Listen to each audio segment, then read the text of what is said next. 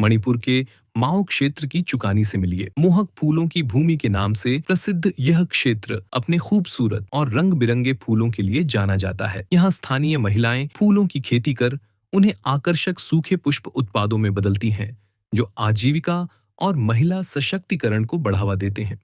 आइए प्रकृति, कला और सामुदायिक प्रयासों के इस अनूठे संगम की एक झलक देखते हैं।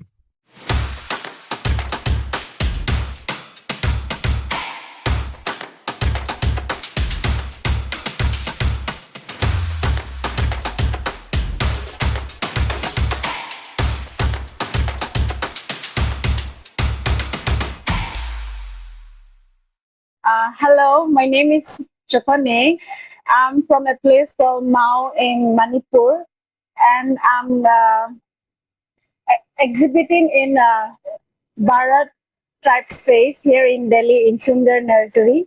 So my product is dry flowers, and these flowers are grown in our region that are cultivated by more than 300 women in the grassroots, and we are promoting the local indigenous flowers in this platform. And I also want to thank the TriFed for promoting rural women in the marketing and the linkage they have provided.